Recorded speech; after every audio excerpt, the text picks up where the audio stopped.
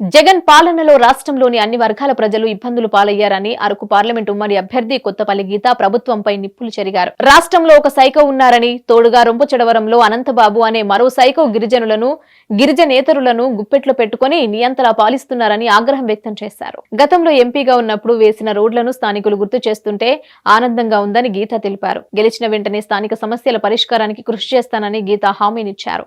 ఎన్నికల ప్రచారంలో భాగంగా మారుమూల గ్రామాలైన చెరుకుపాలెం, జడ్డంగి, సింగంపల్లి, వట్టిగడ్డ, దూసరపాము, రాజవొమ్మంగి వరకు రొంపచోడవరం నియోజకవర్గ అభ్యర్థిని మిరియాల శిరీషాదేవితో కలిసి బైక్ ర్యాలీ చేపట్టారు.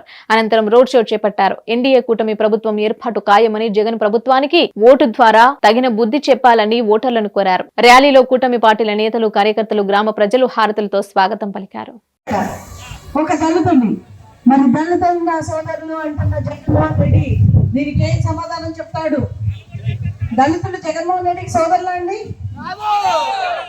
మీరే చెప్పాలి, నాకు తెలీదు. ఎందుకంటే గిరిజనులు, దళితులు నా అక్క చెల్లెళ్ళు, నా అన్నదమ్ములు అంటాడు.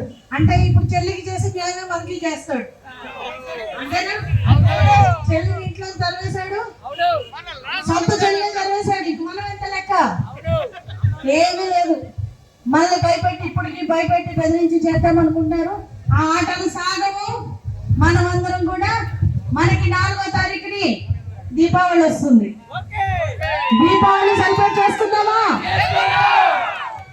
మీ అందరికి మరోసారి ధన్యవాదాలు తెలియజేస్తున్నాను. పొద్దు నుంచి మీరందరూ మాతో ఉన్నారు. మీ అందరికి కూడా మీ ఓపికకి, మీరందరూ చూపించిన ప్రేమకి మరొకసారి హృదయపూర్వక ధన్యవాదాలు తెలియజేస్తున్నాను.